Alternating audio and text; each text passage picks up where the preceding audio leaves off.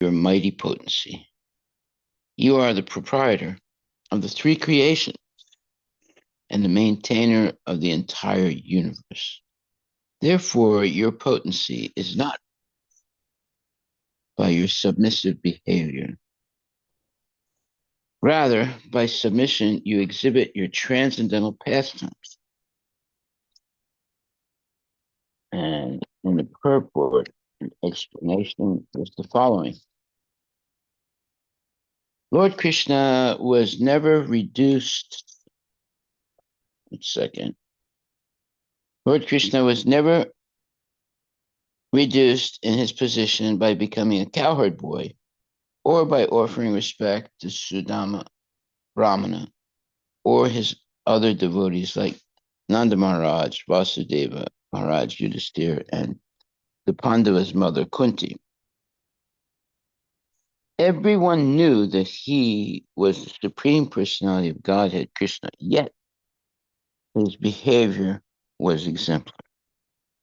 The Supreme Personality of Godhead is Satchit Ananda Vigraha. His form is completely spiritual, full of bliss and knowledge, and it is eternal. Because living entities are his parts and parcels originally, they also belong to the same quality of eternal form as the Lord. But when they come in contact with Maya, the material potency, due to their forgetfulness, their existential constitution is covered. We should try to understand the appearance of Lord Krishna in this spirit as the Kumars pray to him. He is eternally a cowherd boy at Vrindavana.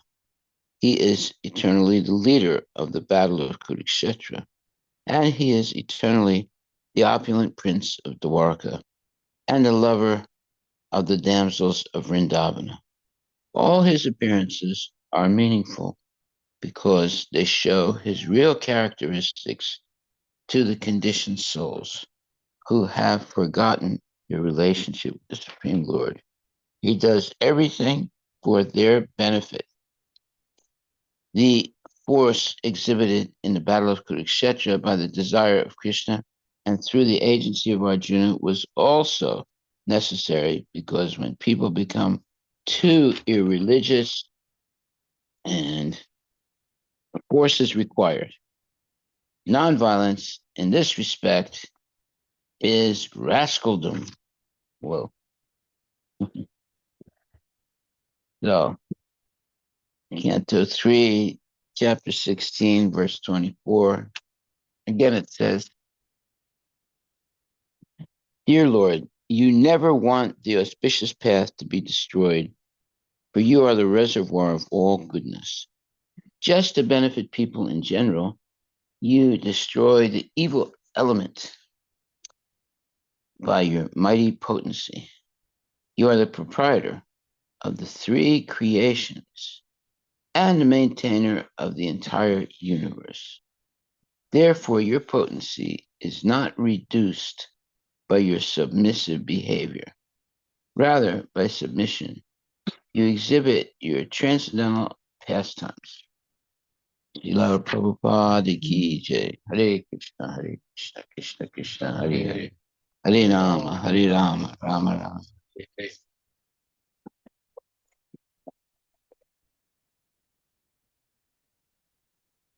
So,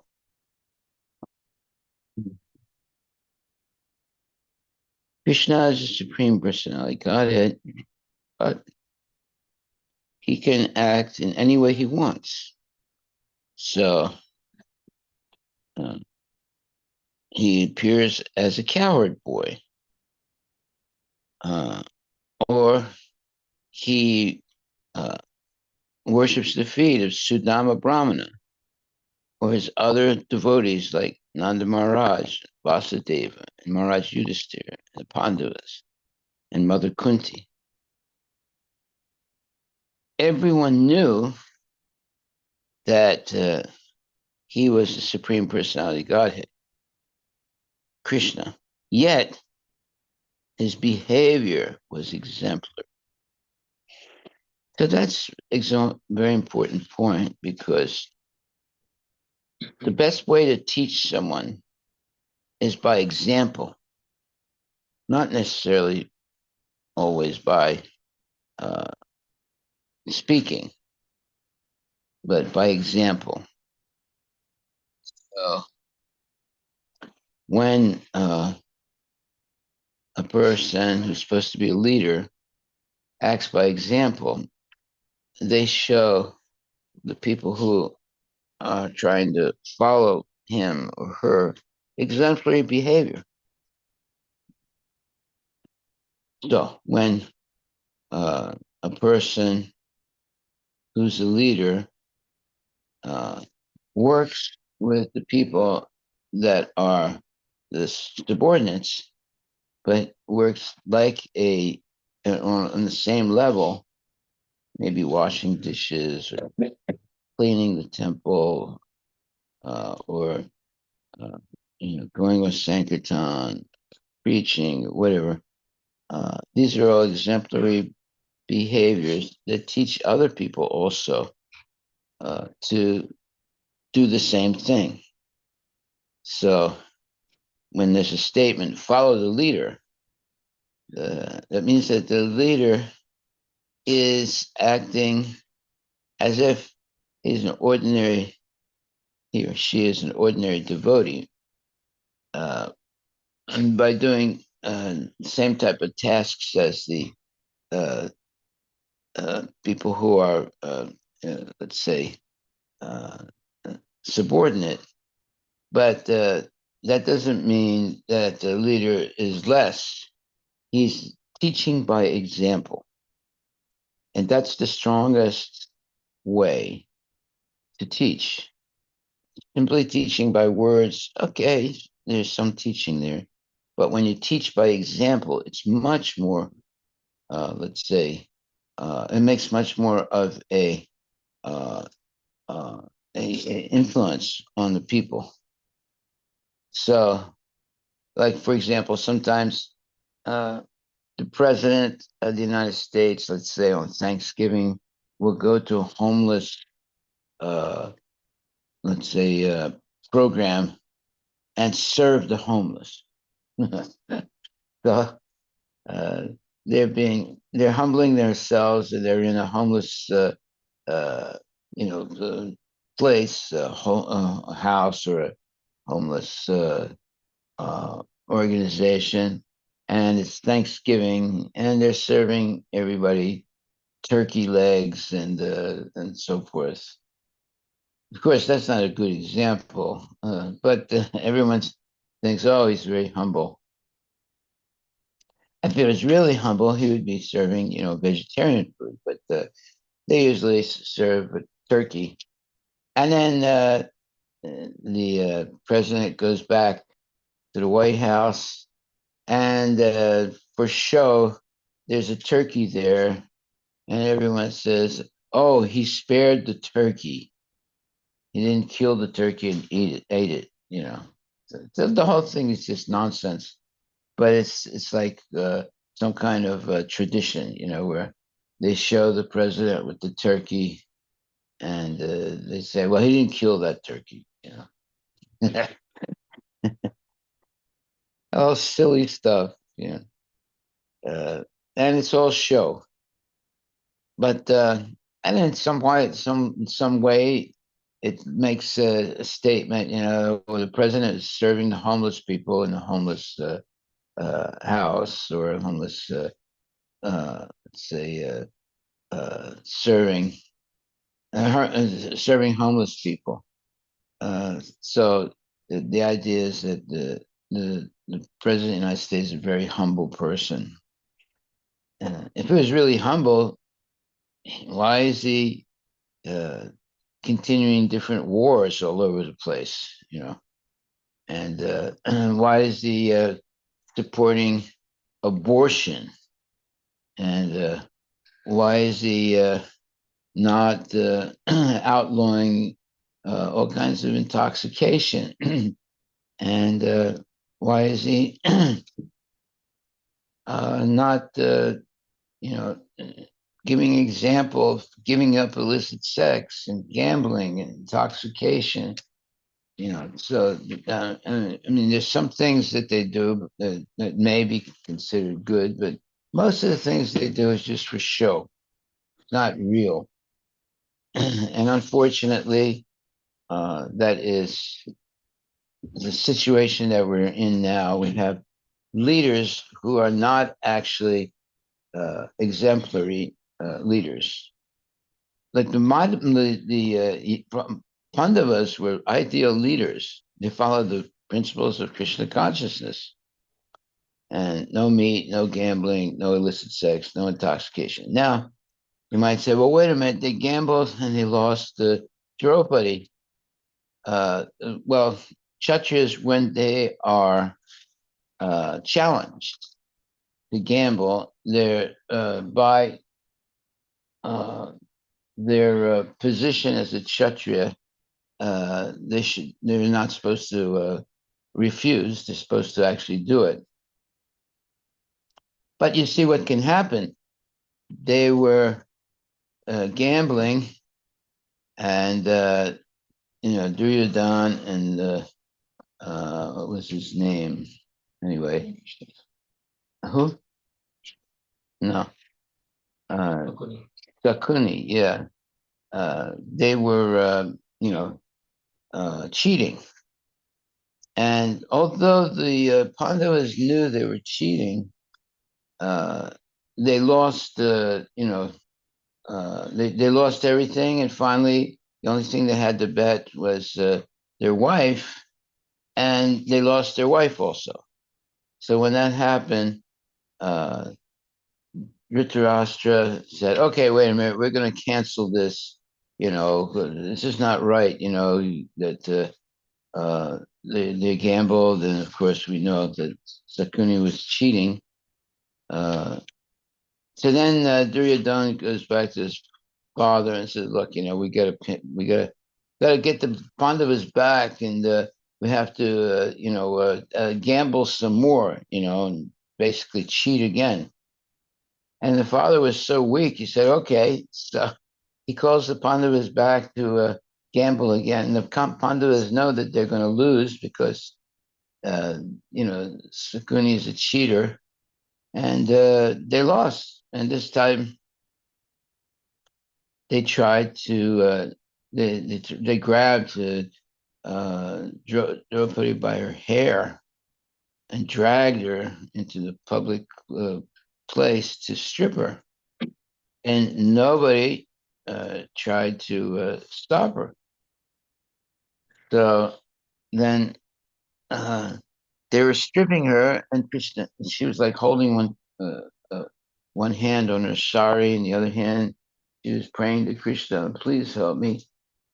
And then she said, "Well, wait a minute. Why am I holding on with one hand to my sari? Is that going to stop them from taking my sari off?" She said, "That's crazy." So she put both hands up in the air, praying to Krishna, and all of a sudden, Krishna made her sari infinitely long. They kept taking it off, taking it off, taking it off. Finally, they got tired and they realized there was something strange happening, something transcendental was happening. They stopped trying to strip her, and Krishna saved her. And why? Because she completely surrendered. And so that's the whole point about Krishna consciousness. It's all about surrendering completely to the Lord. Now you can surrender, halfway, one quarter of the way, 1/10 of the way. But if you surrender completely to the Lord, then the Lord completely protects you. Now, how do you surrender completely to the Lord? You follow the regulative principles every day. Chanting Hare Krishna, bathing, getting up early, and uh, engaged in devotional service, always being kind and gentle, eating only prasadam, distributing prasadam, and so forth. That means that someone has surrendered themselves to the Lord. And their main occupation, besides, they might be a PhD or they might be a worker, but their real let's say, vocation or real activity is to be a servant of the Supreme Personality of Godhead and his devotees. You don't just serve Krishna, you have to also serve the devotees. And on top of that, you also serve humanity.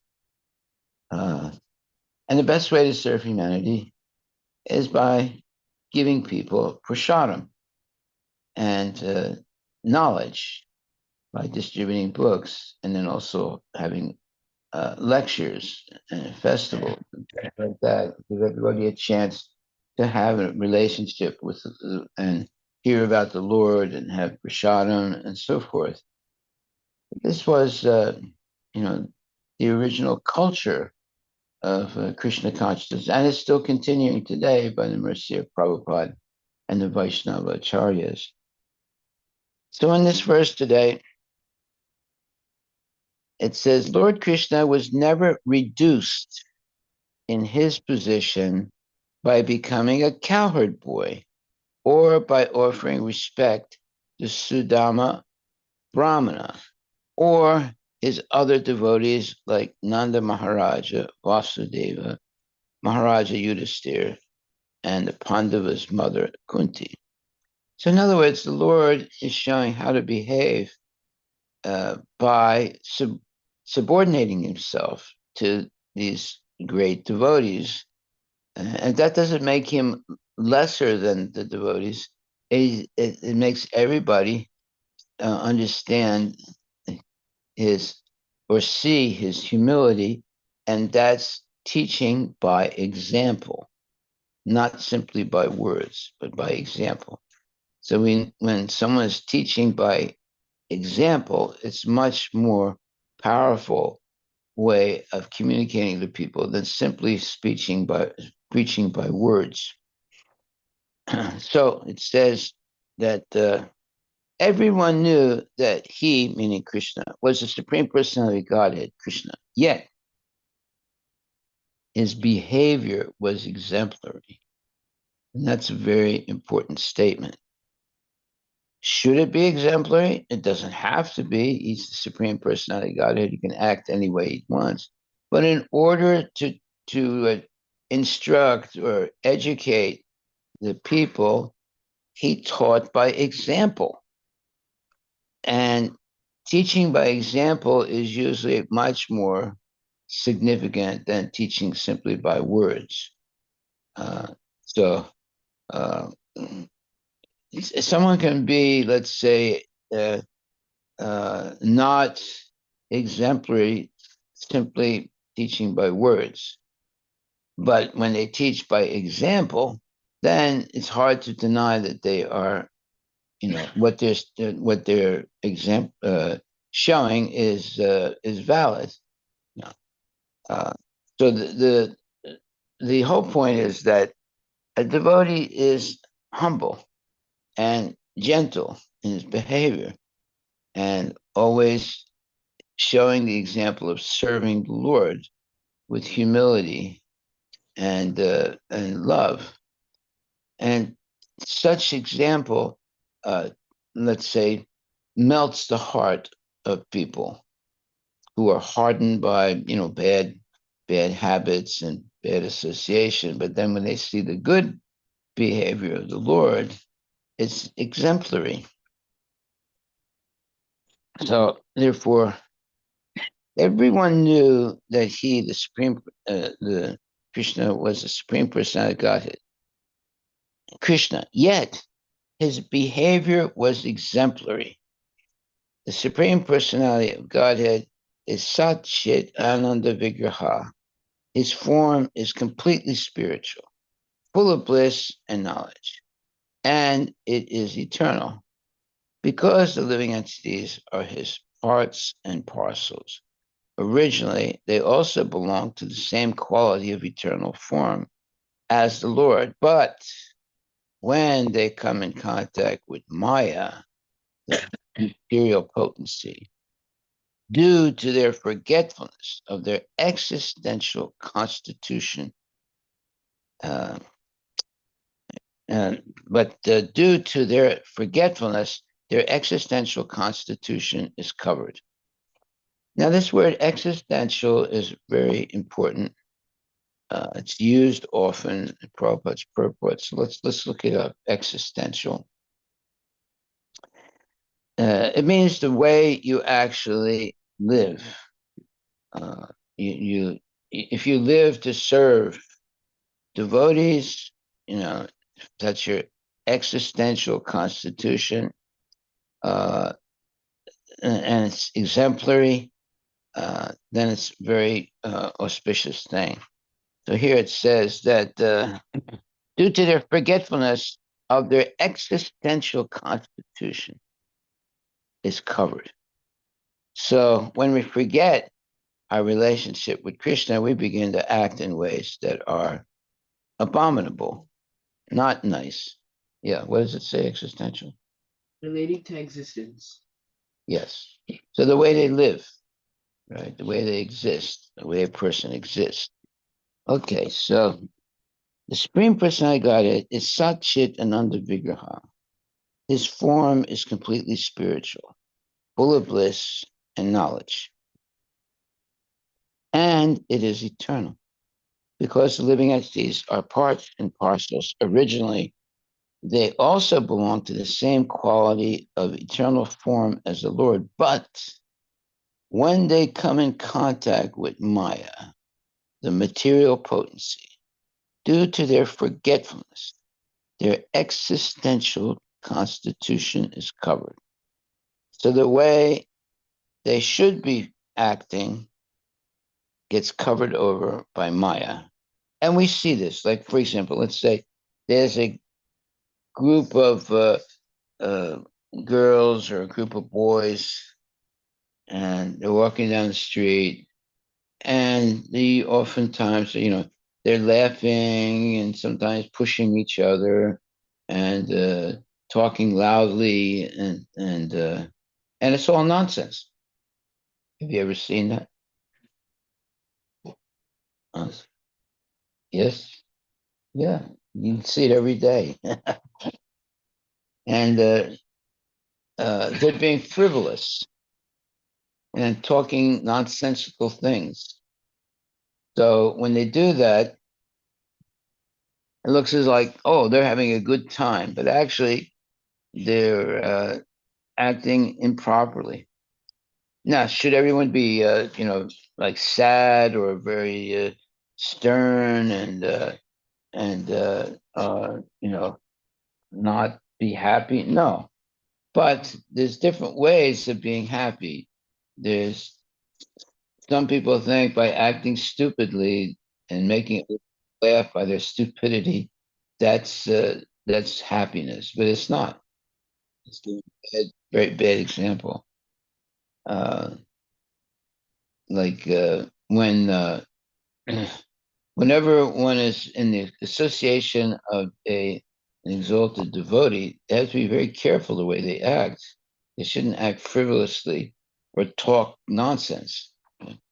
But when, let's say, kids are together and they just get out of school and then they start talking nonsense and doing nonsense things, uh, and then when they go back into school, they have to act carefully, right? So, so on the recess, they do nonsense things, and they go back in and they act as if they're very serious and trying to not do crazy things. But nowadays, the kids are so fallen that even in the classroom, when the teacher's speaking, they're pinching each other instead of sending notes to each other, and then laughing and snickering and things like that. It's all nonsense. What? Yeah, watching their phone. Kids put their phone under their desk and then they watch. Oh, you see that, huh? Yeah. Yeah. Yeah, that's sadness, and then when they get, not such good grades, uh, the parents look at it, say, "Oh, how come that happened?" They say, "Oh, well, it's not my fault. The teacher was too mean." No, the teacher is not too mean. You're not studying. That's why. Yes.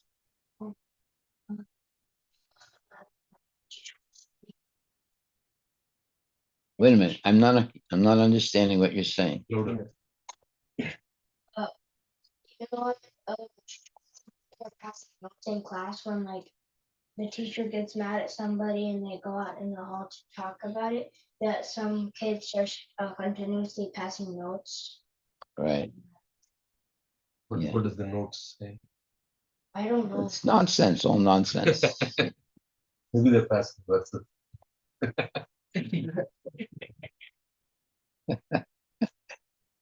Yeah. Well, see, that's because the kids don't really like to go to school, but they're forced to go to school, you know. And the teachers, the only they're not. I mean, some teachers are really good. You know, they'll tell jokes and they'll, you know, act sometimes on the level of the student. You know, like they're one of the boys. You know, and the students like that. But and then they don't. But see, teaching is not an easy thing. You have to really be a happy person to teach. If you're not happy and you come in and you have to teach, you know, is you oftentimes the teacher comes in with an angry mood, and everyone can feel it, you know, uh, and the teacher doesn't really want to be there, and the students really don't want to be there, and it's you know, unpleasant atmosphere. But when the teacher is really friendly, sometimes they tell some jokes and they're very kind. Then the students say, "Well, I want to be in such and such a class," you know, because you know he's a good guy, you know. And the other one, oh, it's too strict, you know. We don't want to be in that class. Yeah. Uh, so uh, the you know you can see you know who's the good teacher, who's the teacher that's a little bit mean, and so forth. So being a teacher is a very special position because you're able to influence young kids. And when the teacher engages in illicit activities with the kids, it's very dangerous. And it happens a lot. It happens a lot. So they're actually corrupting the kids. They're not educating them, they're corrupting them. Like sometimes, you know, a mother gets arrested because she has a party with all you know her all the kids. You know, her kids invite other kids and they have a party, and the mother gives them marijuana or gives them beer or something, and then the kids talk about it, and then the parents complain to the police, and the police come and arrest the mother that did that. You know, so sometimes there are crazy people like that that'll have parties for kids where there's marijuana and there's all kinds of different sinful things happening. Of course, it doesn't happen every day, but it does happen. So it just shows how degraded people have become, and they're trying to you know act nicely to the kids by letting them smoke marijuana in their house in the house and have parties where they're smoking marijuana and things like that. And it's you know it's actually against the law. You know, they're basically corrupting these young kids. So okay, so whenever there's recess, right? There's recess, right, in your class. What do the kids do it during recess? Kids, uh, some kids are they go outside and they go to the sand place and then they put sand on paper and glue the paper to the sand to make words. Yeah, I don't know why. And some kids basically just talk. What does it talk about? I have no idea what guys. Okay. What's this thing about the paper and the sand? I don't understand. Yeah. They get paper. One girl gets paper from home, and then he probably brings like a glue stick or gets a glue stick from class to bring outside, like a clipboard too. And then they put glue on the paper, and then they sprinkle sand on the glue to make like glues. And they leave it like trash or something. They just leave it. No, they don't leave it outside. They bring it inside. Oh, and what do they do inside with it? They just They leave it where? cubby. What's that? Little locker. Oh, the locker. But in elementary school, they don't have lockers. They have like And what's a cubby? Like just like that. Oh, okay. Each one gets a space. Okay. And what's the purpose of that? I don't understand. Your backpack up and like yeah, basically the same purpose as a locker. No, I know that, but what's the purpose of the paper that they Oh, put glue on and sand? they just they Like a craft one. Like a hobby? Hobby, yeah. Okay. So they're writing words with the glue stick. Yeah. And then they put sand on them. yeah. So The and teacher didn't notice, so What? the teacher didn't notice, so I went over to the cubby and like I was looking for papers that were not used to like put them in the lined paper drawer that we have, so we can take lined paper out. And so I didn't want to. I was looking through, and then one of the girls came up, and the girl that brings the paper comes up to me, and she said, "What are you doing? Those are my papers." And then the teacher notices what we were doing, and then she tells the person, the girl, to send it home. Send her home No, send the papers, all the papers, with sand on them. and the blank. Sounds really exciting. Sounds like it has a lot to do with education. Yeah. It's interesting how people do things. Okay. And what kind of words are they writing? What did they write anything? I got like two pictures. They do pictures too. One was like some heart or something, I think, and then the other one they just wrote club for some reason. They go what? Club. They wrote club. Oh, club. Club. The word club. They also drew a picture of a heart, but it turned out. Looks like they're learning a lot of good things here at school. No, I know. I'm just joking. Yeah. Well, let's see. That has nothing to do at all with Krishna. So in other words, they're just passing time doing things like that. And it's basically frivolous nonsense. You know. This is the problem. Modern education is mostly frivolous nonsense. But you shouldn't be influenced by that. You shouldn't do things like that. Now, sometimes in school, when one student is very serious, does their homework all the time, and you know, the kids like torture that kid for being, always the good kid and always doing their homework and being a favorite of the teacher.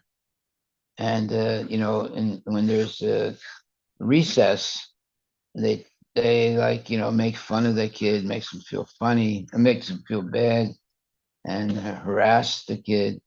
And sometimes kids who are harassed like that, either because they're very good in their academics, or maybe they have some type of uh, physical deformation or something that puts them, that people make fun of. Eventually, a kid is so tired of being, harassed that they commit suicide. It happens every year. It happens. Some kids will commit suicide because they're being bullied in one way or other. Right? So there's always a bully. Do you have any bullies in your school? Mm, Uh, not, I haven't seen one before, but there are the fifth graders, most of the bullish people. The fifth graders. What's wrong with fifth grade? They're like cool and they get to bother me around. For example, the fifth graders compared to kindergartners. Yeah, they try to boss everyone. They just think they're bigger than us, like better than us. The fifth graders. So if you're in fourth grade or third grade, they bully you. Well, I don't have recess with the fifth graders, Oh, okay. so that's fortunate for me. But um, but but thing is that I'm because like last year, I had to go to aftercare because my dad had to work more, and so Aftercare. yeah, aftercare. So they just you're in a room and the teacher may be there and he's just sitting there doing homework or something. no, No homework. Okay. Just sitting. put in like video games to the after. Oh, that's good. That's a great way to take your mind away from Krishna. A video game. Dad thinks it's too expensive, so I agreed. So I What was too expensive? we had to, it was buying. We had to buy the aftercare time. Oh, okay. So then I told my dad what was happening, and like he decided, oh, it's too expensive, and then also like you're doing this and this and this. So like I Yeah, decided, not this and this and this. The nonsense, nonsense, nonsense. Okay. It's too expensive, huh? I don't know, $200 per month. I think approximately. Yeah. Well, you never want to waste money. Okay, so it says here, dear Lord, you never want the auspicious path to be destroyed, where you are the reservoir of all goodness. So what does this auspicious path mean? Well, it means, how to behave yourself so you can go back to Godhead. And then it says, just to benefit people in general, you destroy the evil element by your mighty potency. You are the proprietor of the three creations and the maintainer of the entire universe. Therefore, your potency is not reduced by your submissive behavior. Rather, by submission, you exhibit your transcendental pastimes. These are very good statements about the behavior of genuine devotees. They're not. Some people take niceness for weakness. Niceness for weakness. So when a person is very nice, people think, "Oh, that's a really weak person," But no, that's behaving nicely, right? Uh, so what do you want people to do? Be all bullies, and meanness means you're a uh, a real person. No, meanness means you're a bad person, right? So, but behaving nice is not weakness. It's actually the proper thing to do. So we shouldn't take it as something bad. when someone is nice and respectful and somewhat, submissive, that we should understand this is a very good person. Yes. Go ahead. What would, what would suggestion? What would your suggestion be if you were getting a bully or harassed? Change the school. Don't go to that school anymore because that means the teachers are not really, educating the kids properly, and they're not surveilling the behavior of the kids, so that in the recess or other times, the bullies are having a free lunch. Let's put it like that. Uh, if you are being bullied, then you should complain to the teacher. If the teacher don't do anything, you have to complain to the directors of the school. And if they don't do anything, you should change the school immediately because they're being irresponsible. Children should be protected, not subjected to being bullied.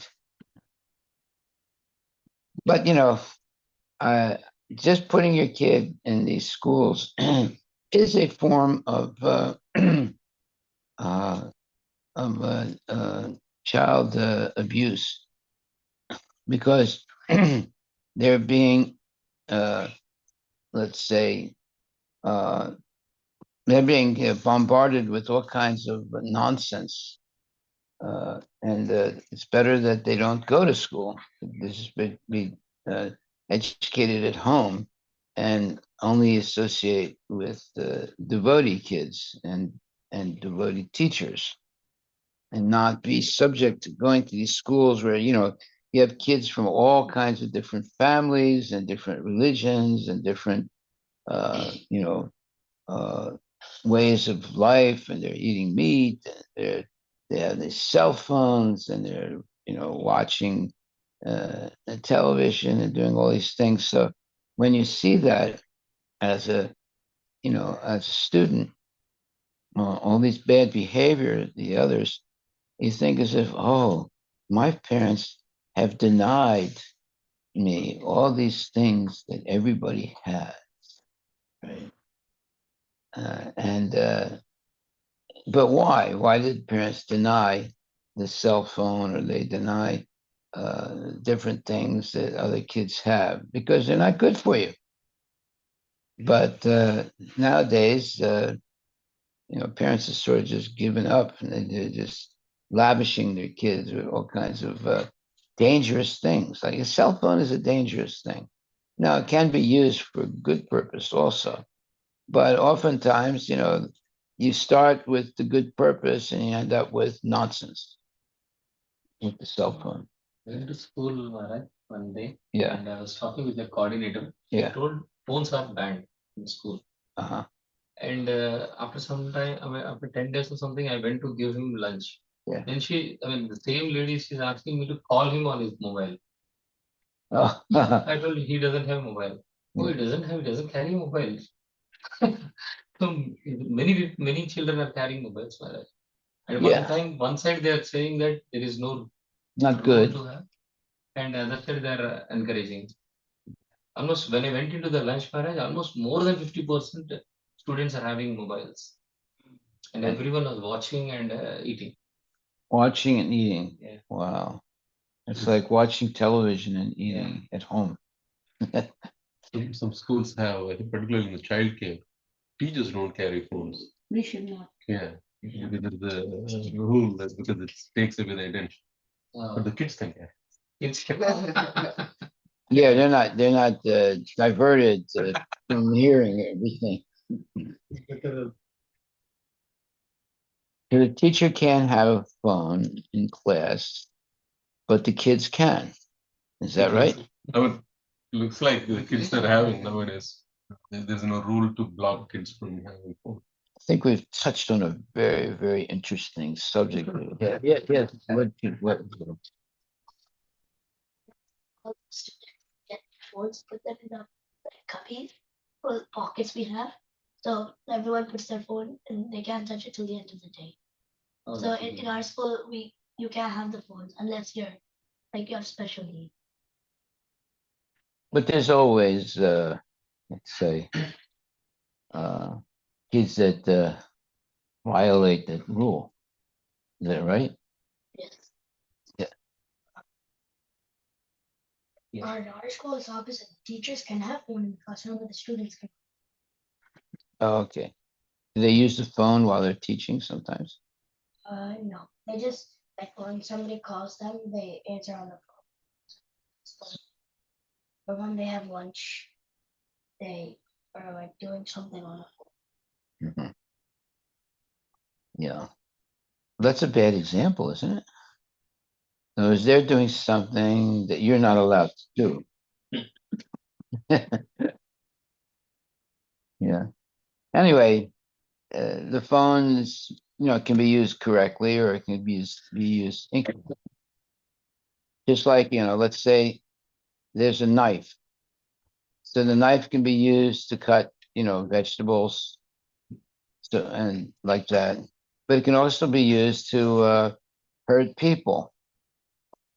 So is the knife responsible? No, the person is responsible. So we always have to be careful how we use things or how we do things.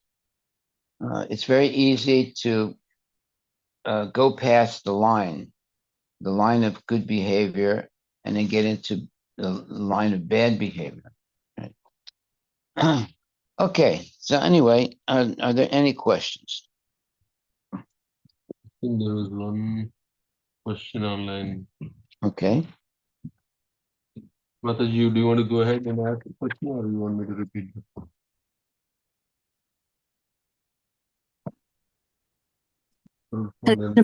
Hare Krishna Maharaj.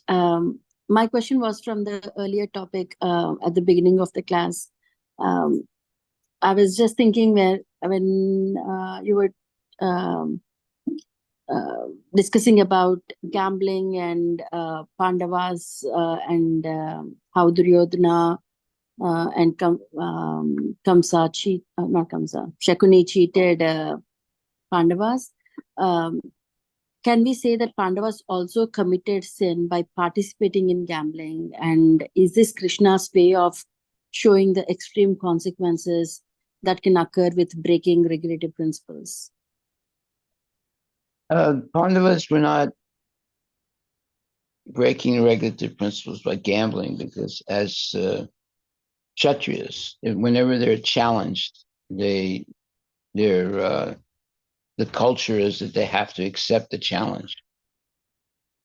But of course, gambling is not a good thing. For devotees, it would be considered, as sinful. But there are certain things that Kshatriyas can do that that devotees would never do. Like for example, gambling, eating meat, and engaging in illicit sex and things like that. So were the Pandavas sinful by gambling? Well, they showed the consequences of gambling.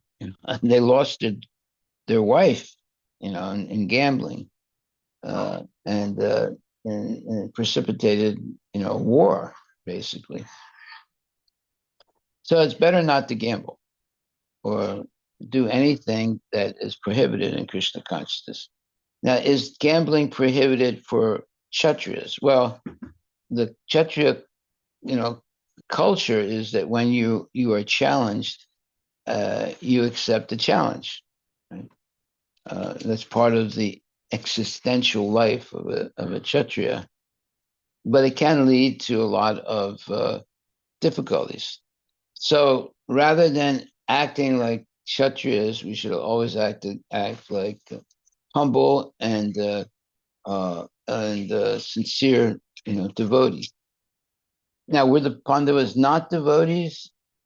No, they were devotees, but they were forced by the culture to engage in gambling. And look at the result. They lost their wife, And basically, there was a war, where many people died because of that. So we can see by example what not to do. So it's better not to gamble, not to try and emulate the behavior of Kshatriyas, who are always, anxious to be challenged to fight. Whenever there's a challenge of fighting, the Kshatriya is happy. That's what they like. That's what they're trained to do. But it's better to be but there has to be some Kshatriyas that they're necessary in society. And they actually, are happy when there's opportunities to fight.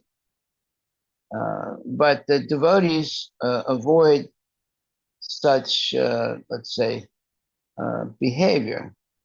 And when there's like the Pandavas were Kshatriyas, they were, by culture, forced to fight when they were challenged.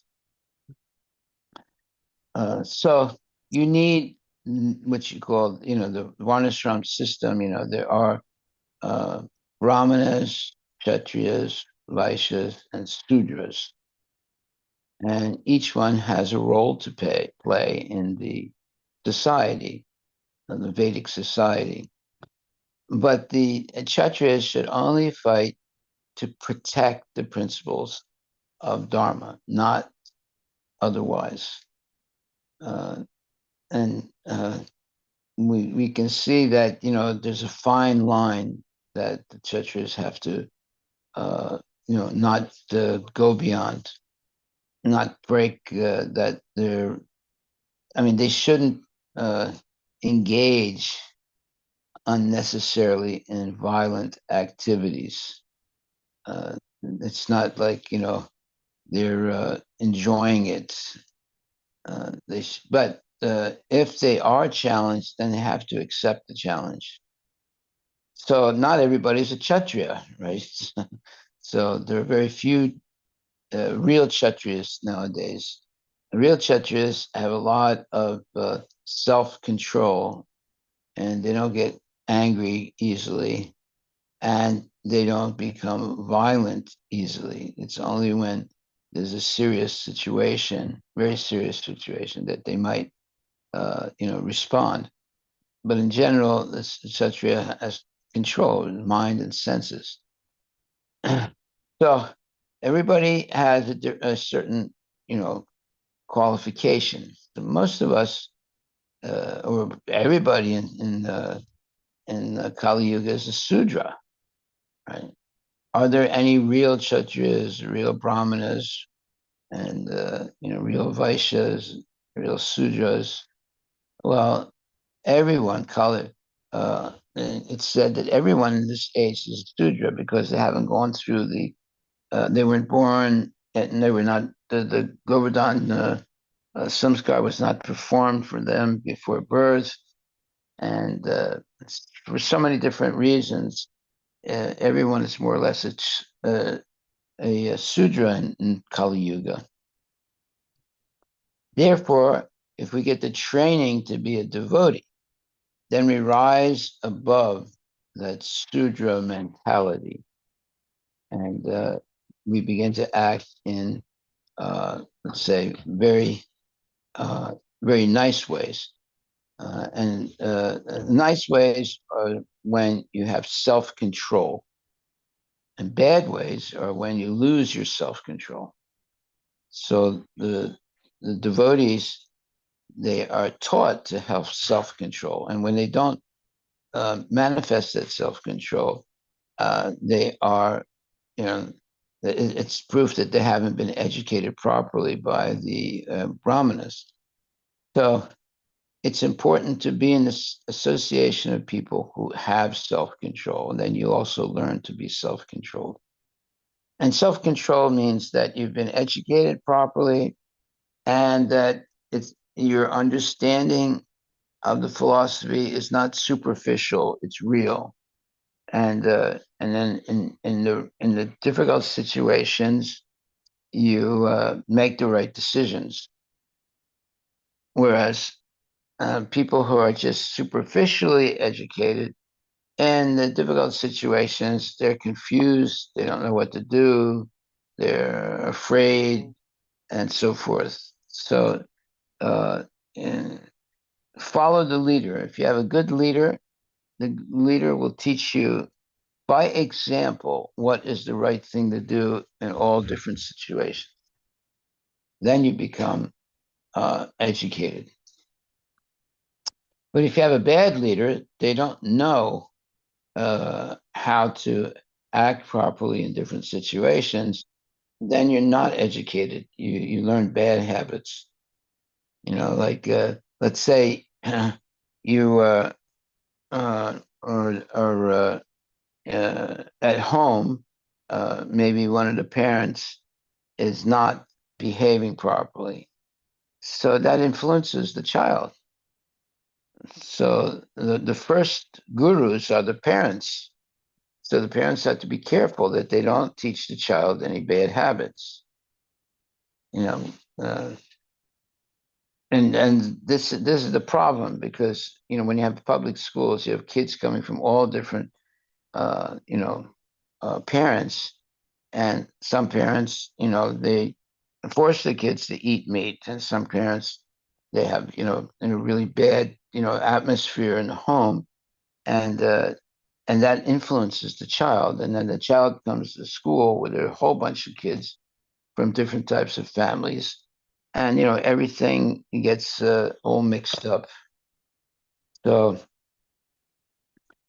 normally, before a mother or father gave their child to someone, to a teacher, they analyze the qualities of the teacher. And if the teacher wasn't up to the standard of Vaishnava behavior, they wouldn't give their kid to that teacher. How can that teacher teach something good if they themselves are not following the principles of the Vedas and good behavior? So we need to wake up. Parents have to wake up and not expose their kids to bad teachers and bad students and bad atmospheres. Like when you go to a modern high school, uh, where there's like 4,000 kids, right? So you see all kinds of things, especially when their class is finished and they have to walk to another class. There's a whole bunch of things going on.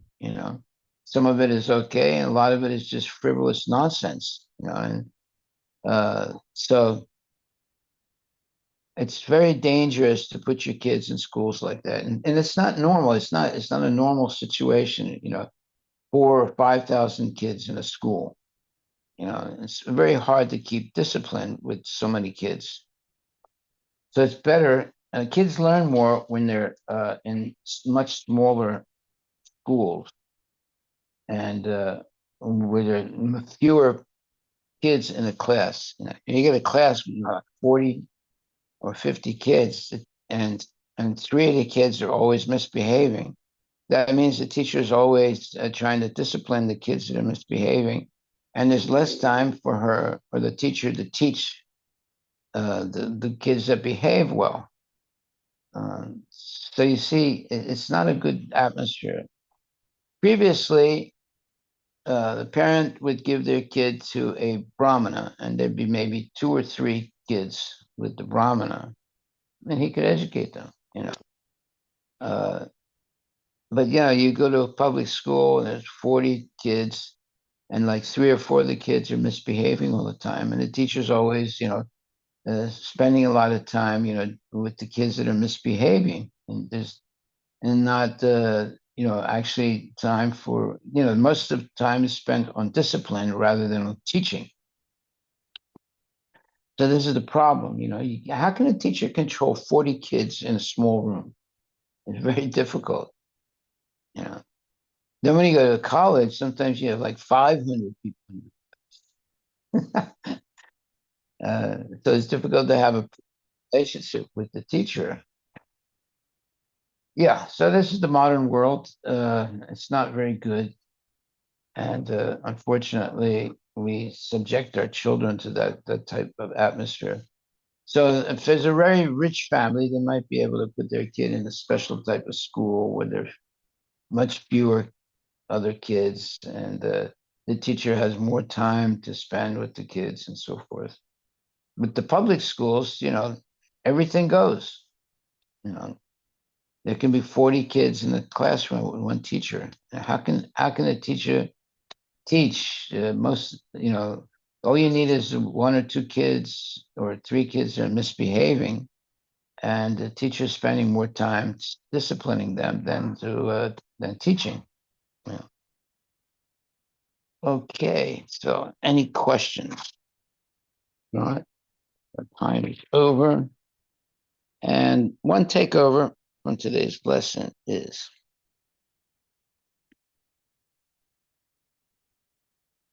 the relationship with the Supreme Lord. Let's see. I'm sorry. Um, it says here that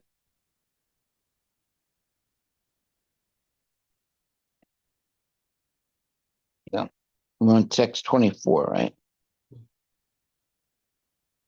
We should try to understand the appearance of Lord Krishna in this spirit as the Kumaras pray to him.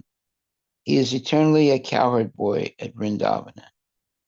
He is eternally the leader of the battle of Kurukshetra, and he is eternally the opulent prince of Dwarka and the lover of the damsels of Vrindavana. All his appearances are meaningful because they show his real characteristics to the conditioned souls who have forgotten their relationship with the Supreme Lord. He does everything for their benefit.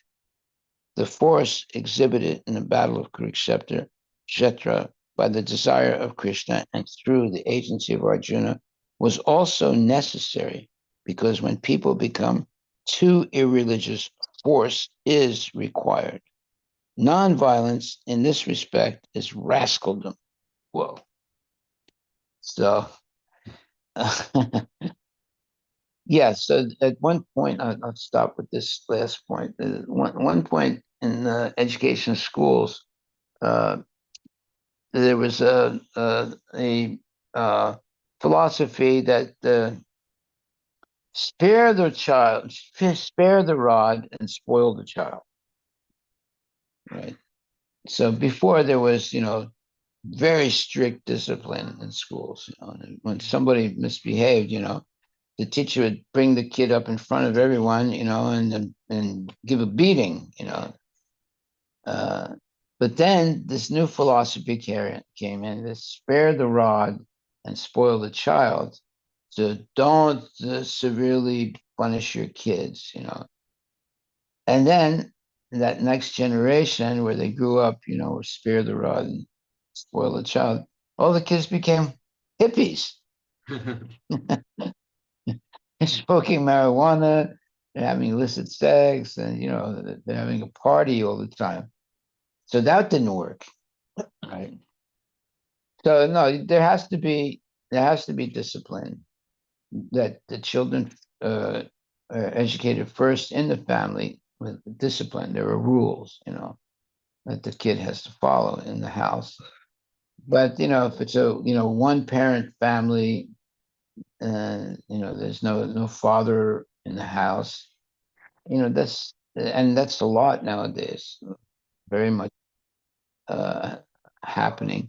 So the kid doesn't grow up properly educated by the parents. The parents are the first educators. And, people think, well, I'll put my kid in this school and he'll be educated. That doesn't work. It might work a little bit, but not much. Okay, we'll stop there and continue tomorrow. Hare Krishna. Oh, Srila Prabhupada ki jai. So don't spare the rod and spoil the child. Very bad philosophy. But you shouldn't use the rod. You should just show it. The key is to discipline and have rules. Yeah, yeah, definitely. That's what, it's the difference between, civilized kids and, barbarian kids. When I grew up, Maharaj, some of our teachers were like that, very strict. They will bring in front of everyone and they will just Yeah, give him a spanking. very strict. I still remember those. The strictness, I don't remember that they're teaching, but strictness. But it was good, right? Yeah. There was no nonsense going on in the classroom. Yeah. When you don't control the classroom, nobody learns anything at all. Passing notes, doing nonsense. I remember when one or two kids are getting punished, then the rest of the class are like very sincere. They're very It's careful. example, yeah. Very careful that okay, we will not get punished. Yeah. And teachers were giving like some physical punishment, not just words. Often they walk around with a stick, You get it stick on your knuckles, One, like that, one teacher Maharaj, he used to put the pen in the like this, and he used to press like this. Oh my God. If you're not behaving properly, Yeah. That really hurts. yeah, just like squeeze. Don't do it. You're not allowed to do that anymore. Yes. Schools. Because then there is no control over the like how severe teacher can go. If teacher is angry, they Yeah. can go out of control. Yeah. So that's a downside. Any other questions or comments online? If not, we'll end the session for today. Okay, sure.